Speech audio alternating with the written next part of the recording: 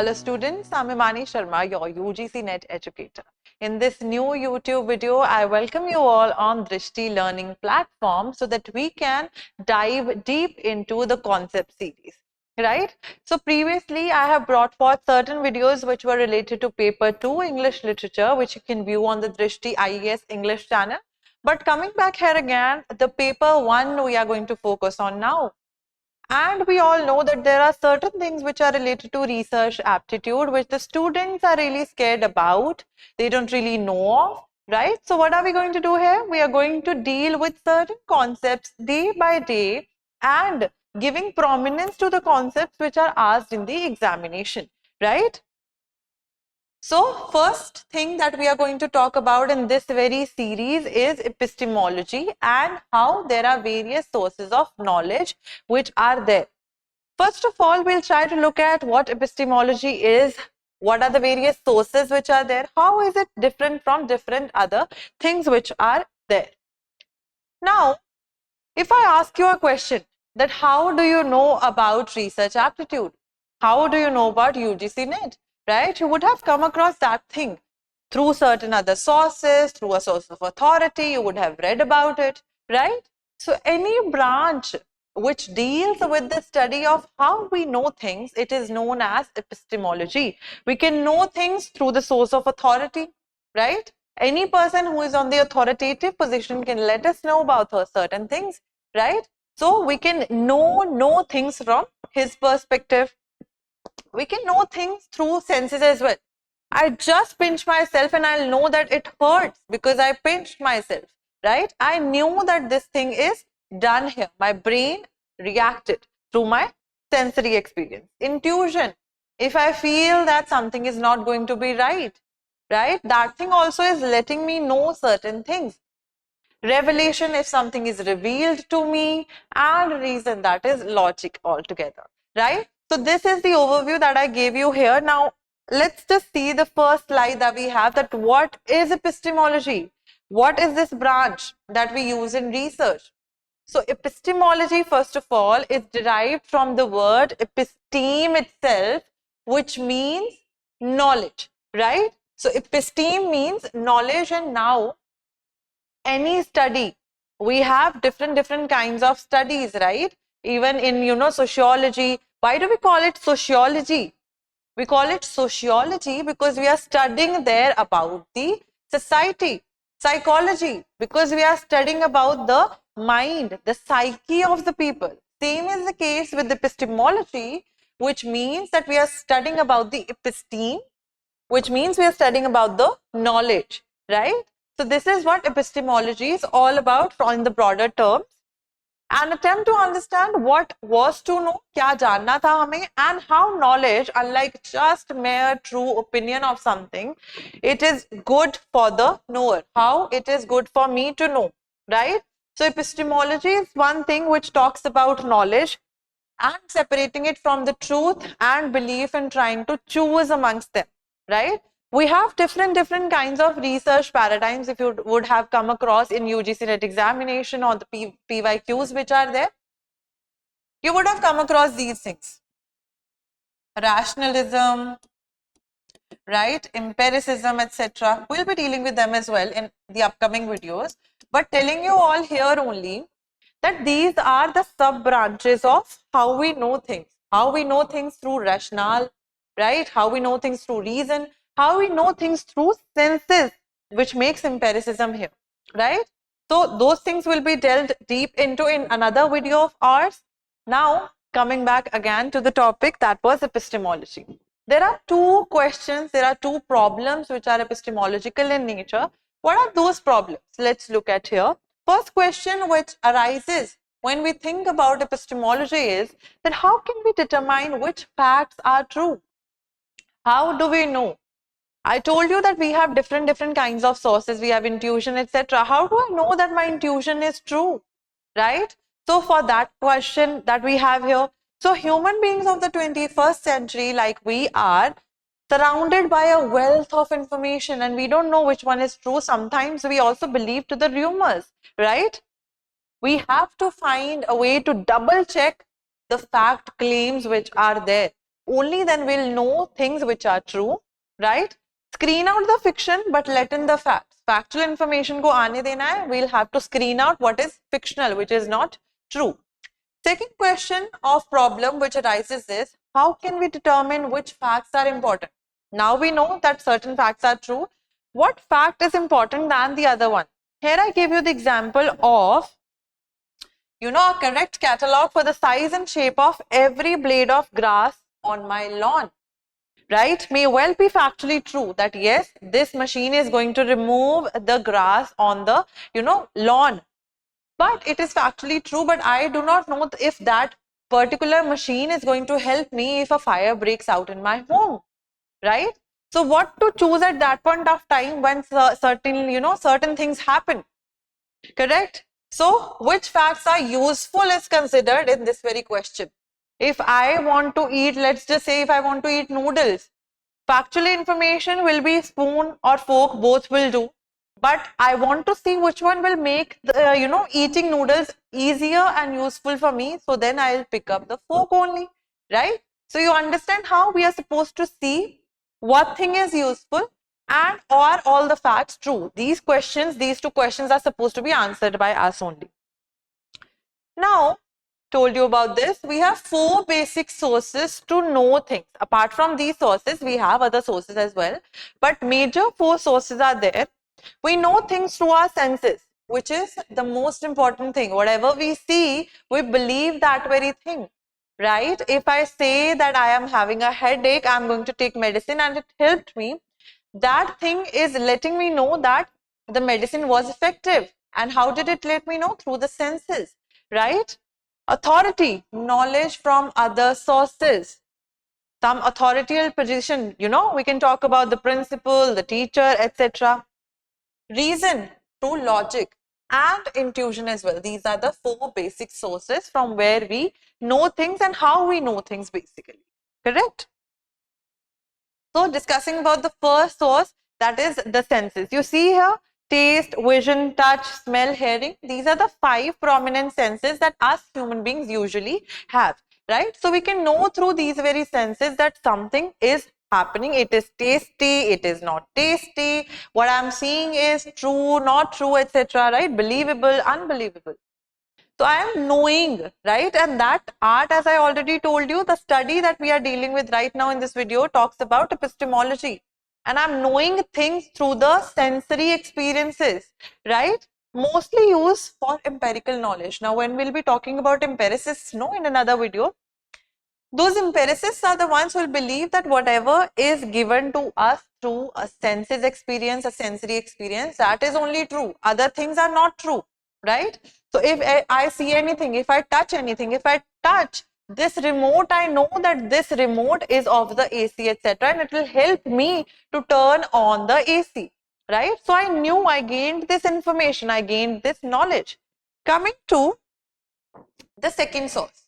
Second source is the source of authority. If any person who is in an authoritative position telling me to do certain things, I might do, and from that person, I will know certain things, right? So let's just say we have Karan Johar. We used to watch Coffee with Karan, right? I was a prominent fan there. So of course, if I talk about myself, I used to learn certain vocabulary.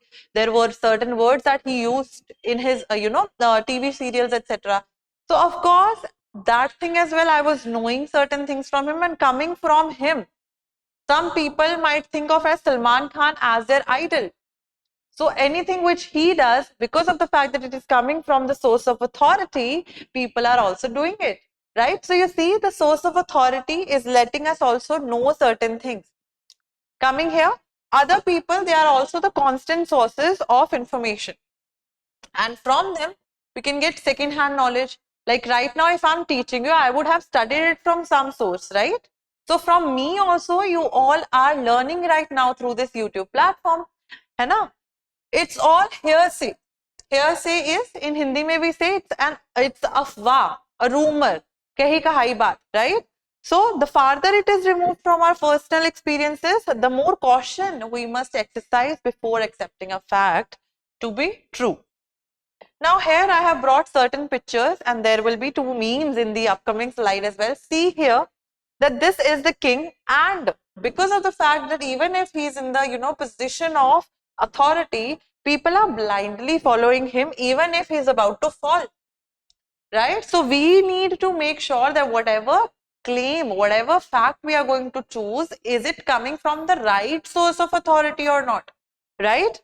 A teacher is scolding a student who came late in the class, so that is right in his end, right? Two memes here. When your boss asks you to do one last thing on Friday at 5 p.m. So you have Friday and you have 5 p.m. as well. But you say my pleasure because that person is on the position of authority and you cannot deny that, right?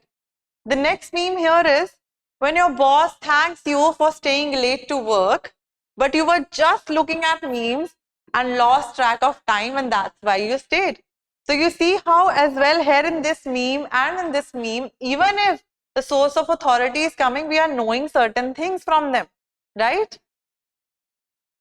Then the third source of knowledge is reason. We know certain things through our rational mind. We think of certain things on a logical ground, and that brings us to the source of knowledge known as reason. हमें कई चीजें logic के through भी पता लगती है, right? So reasoning might be defined as the process of using known facts to arrive at new facts, right? So I'll give you certain prominent examples, certain cool examples here. Reasons can help us arrive at new facts or new knowledge, and hence, of course, if we are talking about epistemology, we are knowing something, right? But only as long as the original facts we put into the process are correct and the process itself is reliable. Now, coming here to the example. Sometimes you are in a dharm sankat, you are torn between what to choose and what not to choose. So, listen to the heart or the mind, listen to the heart or the head, right? The confusion that comes along here. And most of the times, if we talk about bringing something logical into perspective, we will choose our brains, right? And here I have an image of a burger pizza, which Domino's usually gives.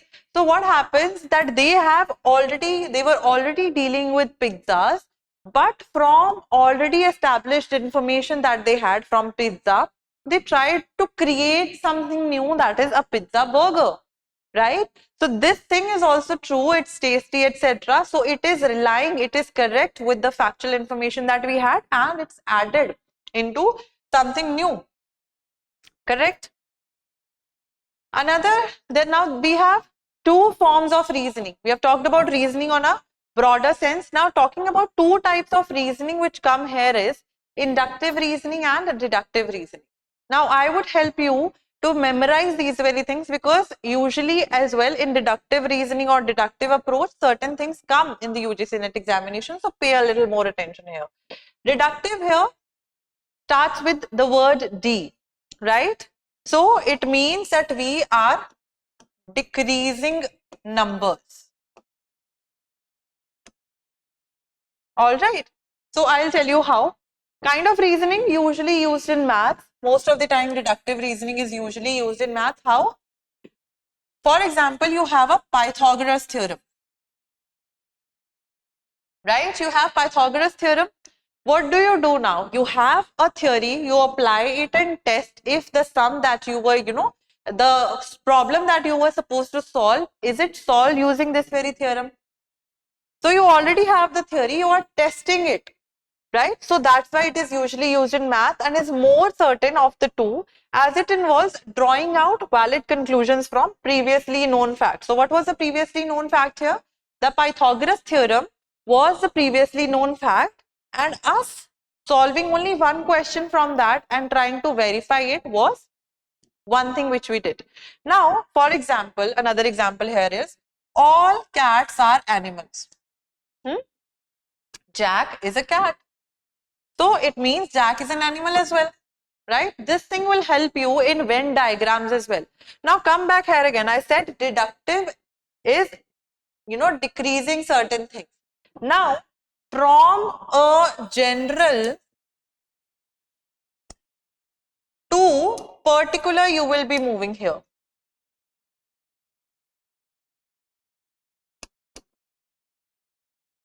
Wherever you are trying to make your notes, write these very things down on the notebooks. From general to particular, you are moving. From general, that all cats are animals, you're moving to a particular cat named Jack and considering that Jack is an animal. So from so many things which were general in nature, you tried to test it on one thing. That is known as what? That is known as deductive reasoning, right? So you wanted to verify that if all animals are Jack, all cats are animals, sorry, is Jack an animal as well? So it decreased in number. You from many reached to particular or one thing. Coming to the second type of reasoning that we have is inductive reasoning, right? Or induction, the method of induction. Now, यहाँ पे we are supposed to memorize it. If it starts with induction, starts with I, it means things are going to increase here, right? Usually used in science and is less certain as involves jumping from some things you have observed to making universal statements about all things. Now here I'll give you an example of developing a theory, right? Let's see, I drop this pen and it falls. So it's likely that all dropped pencils and indeed things will fall, correct? So in here, we moved from general to particular. Here we are moving from particular to general. So from one thing, that thing has increased now, right? So from particular, we have moved to general. From particular pencil, which fell down on the ground, I said that all dropped pencil, and even if I drop certain more things, they will fall. So from one to many, that is induction, and it has increased. From one, it has increased. Hence, I gave you this very thing here. Correct? Now, the fourth source of knowledge that comes along here is the source of intuition. One thing of note here is in the UGC NET examination, they usually try to confuse you using the word a priori. A priori is nothing but the method of intuition only. Sometimes, as I told you, that we feel that certain thing is not right and we believe in that very thing. But should we or should we not? That is another question, right? Connotations of the mystical and unscientific, because those things cannot be proven. That is how, believing on the feelings rather than the cold facts. So we are not being logical here. We are just going in an unscientific method and believing on the feelings that we are getting, right? Refers to insights or bits of knowledge which suddenly pop into consciousness and we start to believe them. Sometimes it seems to be a feeling, as I already gave you. So a priori is also intuition wala method. So see here, there's this couple in an image. She feels that he is not telling her the truth, right? So she is getting an intuition. Intuition could also be known as the gut feeling. Hence, trust your gut, that is known as intuition. Now we have other sources as well, which are not the prominent ones, but we should give or, give a look at here. Faith. We believe, we have certain beliefs. We have a faith in God, right? Instinct. We have instincts, different kinds of instincts which are there.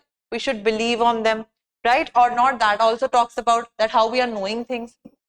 Racial memory or the collective unconscious as given by Carl Jung, right? So he was a psychoanalyst who gave us this very thing that we all have cultural memories that we all can inherit and share without actually experiencing the thing that caused the memory in the first place. So if you would have read psychoanalysis in your masters, etc., in any of the prominent fields that you are studying in paper 2, etc., you will know that what the idea of collective unconscious is, that the culture is shared even if it was not shared by the people in the first place, right? Extrasensory perception, जो छठी आँख खुलना बोलते हैं जिसको, any extra senses perception that we have, anamnesis, right, which is known as recollection. Anamnesis right? Or the remembrance of things of the past life. We can also know certain things from there, but we don't know if we should believe that or not. Spiritualism and the occult, such as Ouija boards, tarot cards, etc. Right? Ouija boards was really, famous when there were certain kinds of, incidents which were happening. So people till now don't know if that is reality or that is, not reality. Now, one thing which I wanted you all to know, which is of importance from the NET perspective as well, that is the differentiation between ontology and epistemology. Ontology is something which talks about what is true. Let me just change the color of the pen here. What is true and real and the nature of reality. Do I exist? Why do I exist? Does God really exist? The questions that you suddenly have in your mind about reality, right? That thing, that branch is, related to ontology, right? Or another prominent example which I can give you right now here of ontology is Descartes' quote, I think, therefore I am. He was a philosopher and gave this prominent quote कि मैं सोचता हूँ इसलिए मैं हूँ, right? I am existing, I think, therefore I am existing. So the nature of reality is constructed by us human beings only, and we can believe, is it really happening, is it not? So anything which comprises of reality, right? That is, what is reality? Does God exist? Does these things exist, etc.? That is asked in the question related to ontology, the field of ontology. But if we talk about epistemology, epistemology talks about how we know reality. How do we know that pizza is better than burger, right? And anything like that. We compare certain things.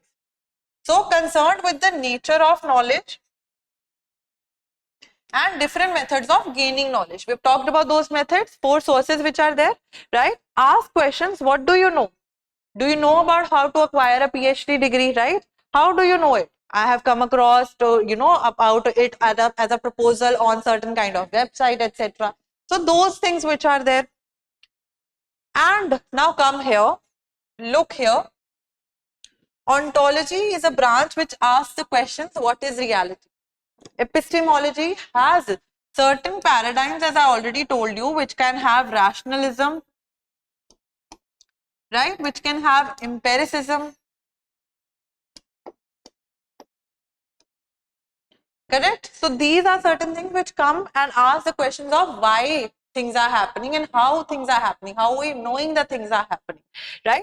What and how I can know reality or knowledge. Theoretical perspective could be there. What approach can be used? Am I going to use the deductive approach or am I going to use the inductive approach? Correct? What kind of methodology I am going to use? I am going to use any kind of research methodology, quantitative or qualitative, right? What tools can be used? Am I going to use interviews as a tool, survey as a tool, etc.? What data can we collect? Am I going to collect the data which is first hand, right? Am I going to collect the data which is second hand? Am I going to collect data which is subjective or objective in nature, right? So this is what we all were supposed to do and cover as a concept in this first video of mine, comparing other things like ontology with epistemology and talking about epistemology as an entire branch altogether, which talks about how we know things, the study of knowledge. And if we talk about research aptitude, why are we studying this under research aptitude? Because research itself is one of the ways, one of the several ways of knowing things. Through research also we know, we come to know about that this thing exists, right? This thing is there, but how we do a research on that very thing. That's why epistemology is important in the theory, right? And important in the unit of research aptitude. I'll bring certain other videos for you all. Till then, you keep on studying. Stay tuned for more. Thank you so much and have a good day.